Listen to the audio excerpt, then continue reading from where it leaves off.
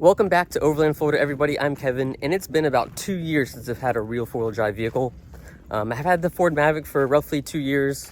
With that, I was able to save a lot of money on fuel, maintenance, insurance, and stuff like that. So I've been looking, and I learned a lot of lessons with my last four-wheel drive, which was a third-gen Toyota Tacoma. There's a lot of computers, electrical system on that vehicle, and I decided this go-around with buying a four-wheel drive, I was going to buy one with the least amount of electrical features. And one thing I really wanted was a manual transfer case, and that's because the four-wheel drive on my Toyota Tacoma was the little turn dial. It was all electronic, and I drove through a lot of water. It got wet and it stopped working, and that was 2.5, almost 3 years ago, and it's still not being it still hasn't been fixed. Ron owns that truck now, so we still have to tackle that problem.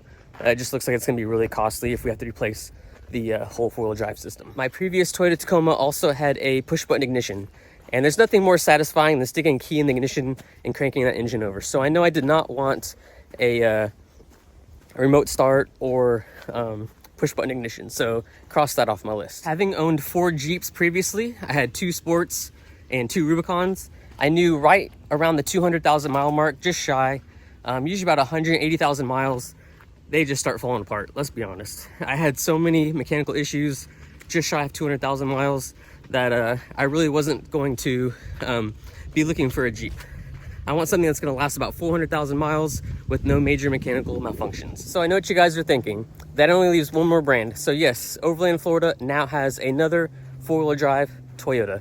And thanks to Ryan from Yoda Mafia, he hooked Jillian and I up some shirts, some patches, some stickers when we were at the booth next to them last year at the expo. So that only leaves one question: what kind of Toyota did I get? Now, a lot of thought kind of went into this, and if you haven't fast forward already, obviously I want another Toyota. Jillian already has a built 4Runner, so it's kind of silly to have 2 4Runners. So it would have made more sense for me to get another Tacoma. But the problem is, I only like the 3rd gen Tacoma body style and interior, and they still want almost $30,000 for like a 7-year-old 3rd gen Toyota Tacoma with like 100 or a little over 100,000 miles. $30,000. So I'm not going to pay that because, well, frankly, I don't have $30,000 to spend on a vehicle. So I researched around, and I was like, what has the 4-liter engine, the 5-speed transmission, and a manual transfer case? And, well, those 3 things right there are just absolutely bulletproof. That transmission engine has been put in the 4Runner and other Toyotas for over like 30 years now with no major problems. So this right here is what I came up with. 2007 Toyota FJ, 175,000 miles, absolutely clean and not a speck of rust on the frame, which is really hard to find, by the way. Here it is in really good condition. It does have a little spacer lift. I don't know if that's a 1.5, 2-inch lift, but you can see in the frame, absolutely no rust. We got 285 7017s. Look at the frame right down here. You guys don't know how hard it was to find one of these with no rust. All the ones I went to look at, they're like, oh yeah, no rust. You get there and it's just totally rusted out. So this might be one of the harder to find older ones with absolutely no rust. Body's in great shape. Got the tow hitch on there already. I wasn't crazy about the color, but it's definitely growing on me. I looked at pretty much every color: blue, silver, the other ones.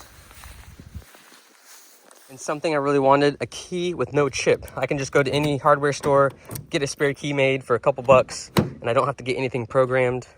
But here's the interior. The lady that I bought this from absolutely loved this thing, and she arm-rolled it probably daily. But I didn't know this, and I didn't know they came with black leather, but this one happens to have black leather. And I didn't clean this thing. This is how it was when I picked it up. The only thing I did was add my patches up there. And the headliner is not torn or ripped or anything. Perfect condition. It's got little gauges up there.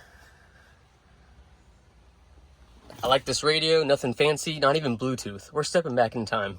Simplest of simple things. You have big, clunky dials right here. Supposedly they're really big, so you can use gloves. You don't take your gloves off to push the buttons. Really big buttons for everything. This is probably the best part. Manual transfer case. I have a rear locker and I have A-track. So I can lock the rear. I can use them both at the same time. And this will simulate kind of like a front locker. So whatever wheel is not getting power, it'll apply the brakes to that tire and send power to the one that has traction. So combine both of those in 4-low. This thing's pretty unstoppable. Got captain chairs with armrests. A little suicide door right here. You got another seat. These seats tumble and fold flat, so you have this whole cargo area in the back. It does have a swing away door. I kind of wish it had either like a barn door or maybe a tailgate and the other half that went up. I'm not really crazy about this door, but they do make a really big a table that'll fold down right there. So that might come in handy in a little bit. But here's the cargo area. Do have a power outlet right here. Full switch on the dash up there. But everything is plastic. There's no carpet. Really easy to wipe down, vacuum down, clean out. And that's pretty much why I went with this. Not only are they just great vehicles that run to 400,000 miles, they're relatively cheaper than any other four-wheel drive Toyota, especially the 4Runner and the Tacoma. So I'm really excited to have a four-wheel drive again. Jillian and I are going to go back to Overland Florida's roots. We're going to go back on trail rides, drive through the forest, get stuck, get in situations where we got to use our winches and everything. So I'm really looking forward to that. It's been a long time since I've been able to do that. Yes, I've been off-roading with the Ford Maverick, doing gravel roads and stuff like that, but let's be honest, that's not nearly as fun as it is to have an actual four-wheel drive vehicle. So if you guys like this video, give it a thumbs up. If you have any ideas, things I should do to this, or if you have an FJ Cruiser yourself and there's things that I need to buy or do to this, go ahead and leave a comment. Thanks for watching, guys.